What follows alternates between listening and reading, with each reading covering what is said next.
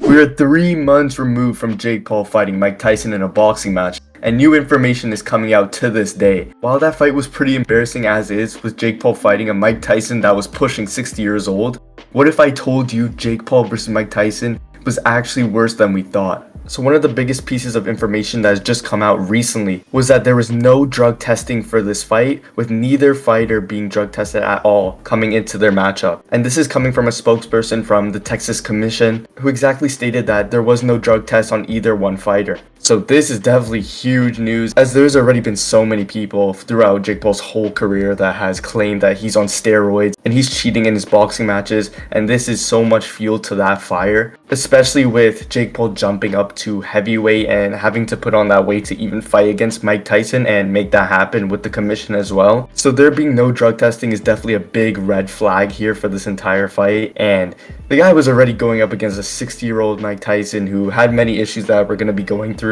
later in this video. And just in general, this is a massive thing for this fight not having drug tests and a big question mark on Jake Paul. Yeah, I mean, this fight was embarrassing as is. Jake Paul getting in the ring with Mike Tyson, who was such a shell of his former self, not at all the same baddest man on the planet that he once was. It seems now for a couple of Jake's fights, also Mike Perry said there was no drug testing for their fight. Now it comes out that a spokesperson from the Texas Commission who put on the fight are saying that they didn't drug test either Jake or Mike. Now, hopefully Mike was on the juice in this fight, because, I mean, he is a 60-year-old man. You're not going to have the same levels of testosterone and whatnot. But like you said, Jake was putting on a lot of weight. He looked a lot bigger in that fight. And it's not just that, but Jake also revealed on a live stream with Aiden Ross pretty accidentally that Mike Tyson had Parkinson's going into this fight. Toad cured Tyson's Parkinson's so that he could come back and fight. What the f? Yeah. But originally, we know this fight was postponed. It was supposed to happen in July of 2024. Instead, it got postponed as Mike Tyson had a health scare, they said. Then Mike Tyson reveals after the fight he almost died. And now Jake Paul just said that Mike had Parkinson's that he cleared by having Toad. So a bizarre situation, and the fact that the Texas Commission would even allow Mike Tyson to fight, not only at 58 years old, not only almost dying, just training for this fight, but having had Parkinson's like a couple months before, a dangerous brain disease. I remember Muhammad Ali had Parkinson's back in his day and he started deteriorating, and that was a very sad situation. So this whole situation is just shameless. The fact that anyone even allowed Mike Tyson to fight at his age, obviously, thankfully, it didn't go too badly because he didn't get knocked out or anything, but still, just taking those blows to the head repeatedly by a 27-year-old man in a boxing match where Mike Tyson even came out and said after the fight, like, I can't even remember anything from that night, which this whole thing should have just never went down. Yeah, exactly like you're saying. This whole fight was absolute insanity, even for any commission to put this on. I get it was a huge financial thing. It was a massive event, extremely popular.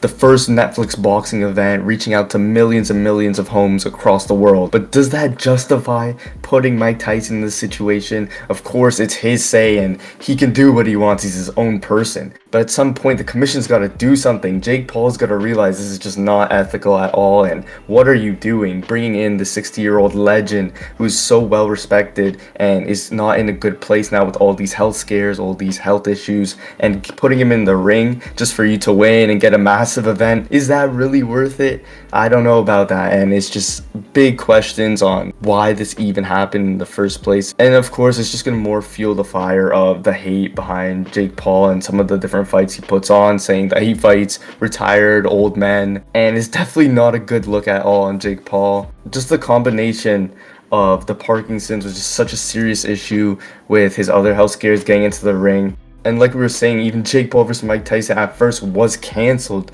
for this health scare, and then still ended up going back on and happening. Even with that, that should have been the biggest red flag to not put this fight on, and yeah, it still happened. Yeah, and he's giving them fuel. He's giving the haters the criticism that they need. I mean, he's doing it to himself at this point to drag Mike Tyson out of his retirement home pretty much. It's not like Mike Tyson was sitting there calling out Jake Paul. No, Jake Paul made out an offer to Mike Tyson. He sought out to fight old man Mike, which is just morally wrong. It's shameless. It's pretty embarrassing, honestly, and this could have gone much worse than it did if Jake Paul actually went out there and did what he said he would do and try to knock out Mike Tyson like That could have been a horrible, horrible scene, and it was already horrible when we saw Mike Tyson in the ring. His knees weren't the same. He wasn't able to move the same. His punches weren't able to come together the same, even though we saw those clips of him on the pads looking explosive, looking sharp. It's different when you're actually in there, and it's different when you're having and going through all these medical scares and conditions. And like he literally said, he almost died in May or June leading up to that fight when he was just training for it. So even just to go in a full-fledged boxing training camp at 58 years old should not be something that is done, let alone 2 training camps, because obviously the fight had to get postponed and Mike Tyson took a break, then came back into training camp and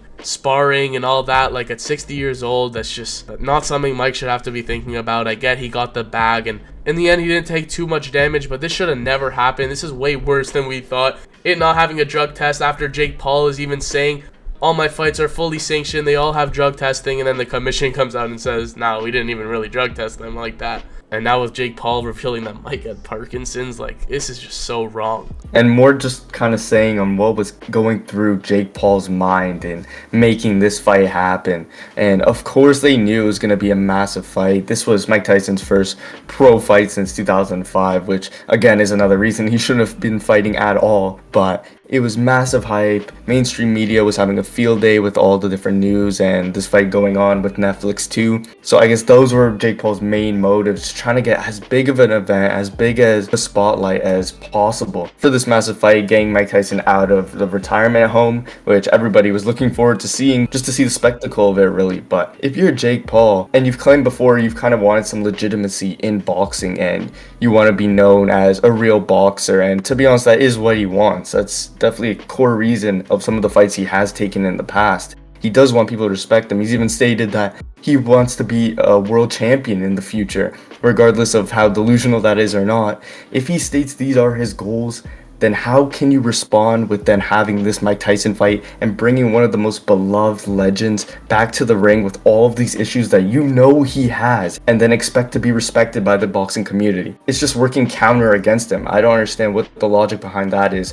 other than if his main motives just are for the big massive event, because otherwise this is doing him absolutely no favors in the public perception at all. It was just a shame to see Mike Tyson in the ring again. He only really had success in the first couple rounds, maybe just the first round where he landed some nice shots on Jake. And just seeing Jake Paul being a level above Mike Tyson in the ring was just wrong. Everything about this was morally wrong. This was already an embarrassing event, but now it's just even more like tainted. Like, it's crazy Jake Paul would even go through with this, and knowing all the problems that Mike Tyson had, and he was so insistent on fighting Mike Tyson. This whole situation is just pretty pathetic. And maybe only the consideration you could give for Jake at most is saying, okay, at least he didn't go full-fledged and try to knock Mike Tyson out at the end of the rounds and kind of slow down to allow Mike to just make it to the end of the bell. But other than that, there's just really no redeeming qualities here. And it'd honestly be fair to say, looking from the outside, to Jake Paul, that he is a disgrace for this fight, because